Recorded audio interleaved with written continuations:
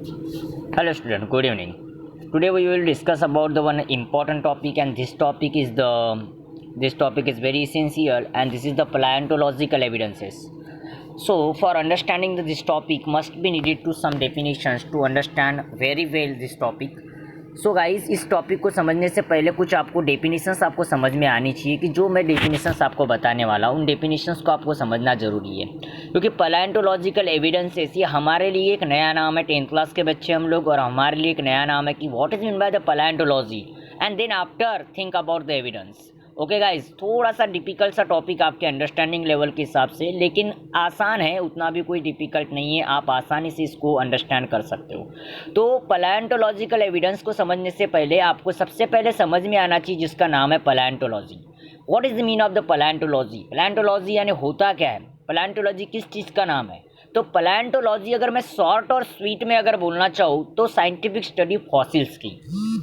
अगर मैं इसको शॉर्ट और स्वीट में बोलूँ तो क्या बोला बेटा मैंने कि जो साइंटिफिक स्टडी करते हैं किसकी? फॉसिल्स की। अब फॉसिल्स की साइंटिफिक स्टडी करते हैं मतलब क्या करते हैं? तो जो हम जब जीव है, हम सारे जीव जब धरती पर आते हैं तो उसके बाद में हमारी एक निश्चित समय के बाद में क्या हो जाती है? डेथ हो जाती है।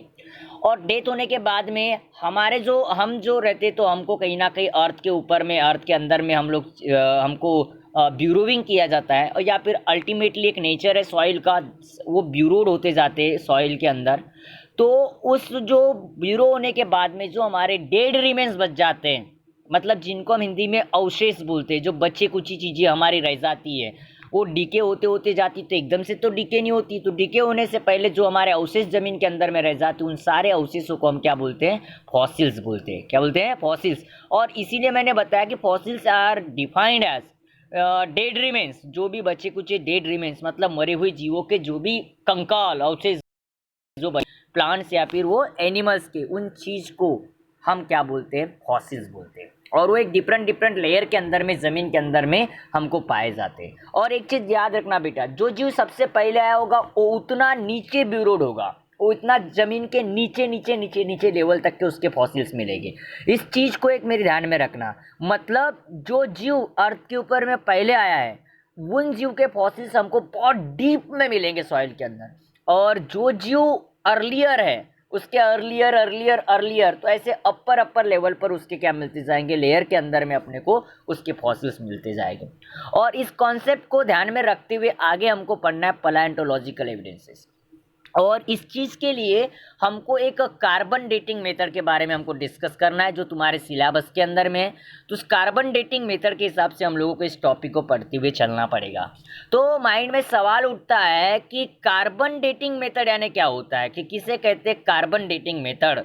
ये हमारे माइंड में सवाल है कि what is mean by the carbon dating. Carbon dating यानी होता क्या है? तो उसको समझने से पहले आपको पता है कि जनरली डेड होने के बाद में हमारे बॉडी का जो भी कन्वर्सेशन होता है तो वो कार्बन के फॉर्म में क्या हो जाता है? कन्वर्जन हो जाता है। तो कार्बन के बेटा दो आइसोटॉप्स है। कार्बन के एक्चुअली 3 आइसोटॉप्स है, लेकिन हमको 2 आइसोटॉप्स के बारे में यहाँ पर डिस्कस करना है, C12 एंड C14।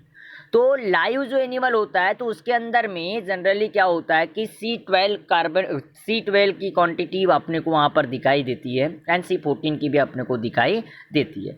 लेकिन जैसे जैसे समय बीतते जाता है, जैसे जैसे जीव ब्यूरोड हो गए, और ब्यूरो होने के बाद में जनरली जो होता है, जो कार्बन C12 होता है तो उस पर कोई फर्क नहीं पड़ता, लेकिन कार्बन 14 जो C14 होता है इसका साइज धीरे धीरे क्या होते जाता है? रिड्यूस होते जाता है, कम होते जाता है।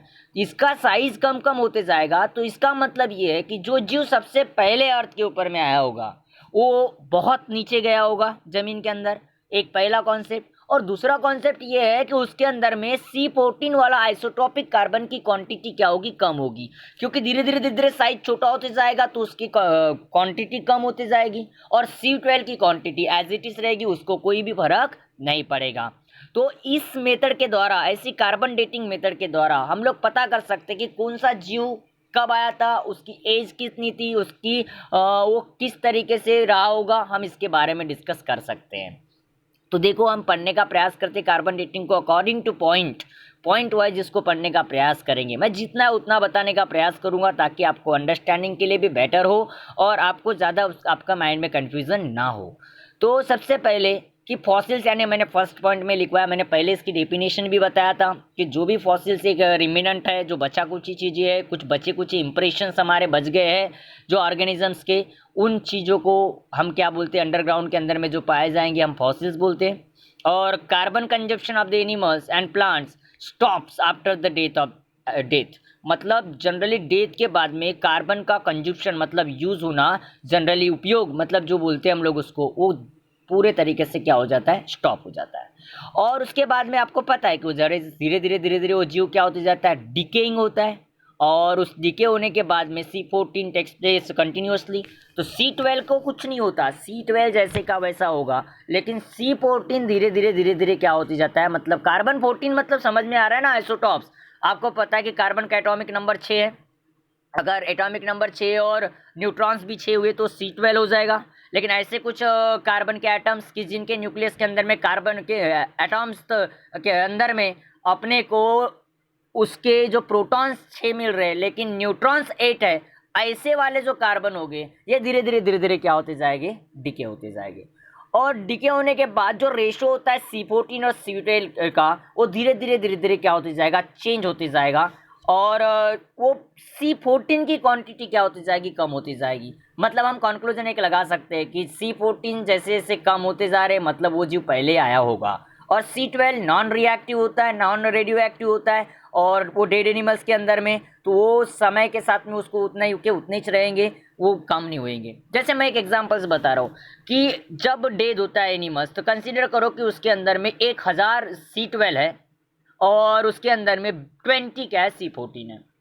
अब कुछ साल के बाद में वही जीव के जो इंप्रेशंस हमको मिलेंगे या डेड रिमेन्स मिलेंगे, हम उनके अंदर में कैलकुलेट करने का प्रयास करेंगे, तो C12 1000 के 1000 ही हो गए, लेकिन C14 के जो एटम्स हो गए वो कहीं ना कहीं कम हो जाएगी, वो 18-17 ही हो गए, मतलब कहीं ना कहीं कम हो गए। क्यों? क्योंकि वो डीके होता है, उसका साइज धीरे धीरे कम होते जाता है, और कम होने की वजह से एक समय ऐसा आता है कि पूरे तरीके से डीके हो जाता है।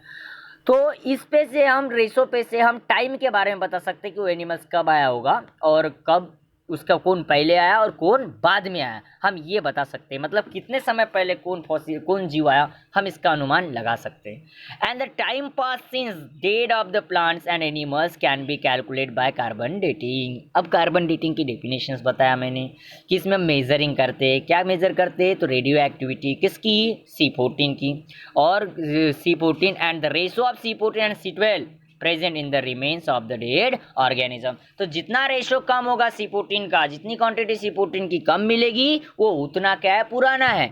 और हमने जब स्टडी किए तो सबसे ज़्यादा अगर हमने देखे तो जितना हम नीचे जाते गए, डीप जाते गए, डीप लेयर के अंदर में, वैसे वैसे C14 की क्वांटिटी हमको कम मिलती गई। तो हमने बोले कि वो जीव क्या होगा, पहले आया होगा, और उसके ऊपर वाले जीव क्या आए होंगे, अभी उसके बाद आए होंगे। तो इस स्टडी से फॉसिल्स के हमको एक इम्पॉर्टेंट एक ऐसा कॉन्सेप्शन मिल जाता है इवोल्यूशन का, कि पैलेंटोलॉजी भी एकमात्र ऐसा एक चीज़ है कि अपर लेवल पर डिफरेंट ऑर्गेनिजम्स के ये मिलना, फॉसिल्स मिलना, मतलब ये हमको बताते हैं कि जनरली हमारे इवोल्यूशन थ्योरी क्या है, सही है।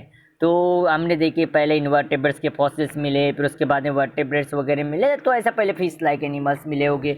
इस तरीके से वहाँ पर अपने को अलग अलग लेवल पर मिलते गए, और ये हमको एक प्रूफ मिला, ताकि पैलेंटोलॉजी बता रही है कि जनरली सभी जीवों का ये जो उत्पत्ति धरती पर हुई है वो एकदम से नहीं हुई है, वो धीरे धीरे हुई है। पहले कुछ प्रकार के जीव थे, उसमें धीरे धीरे बदलाव आते गए उनके हैबिटेट पे से, और नए नए क्या बनते गए, जीव बनते गए।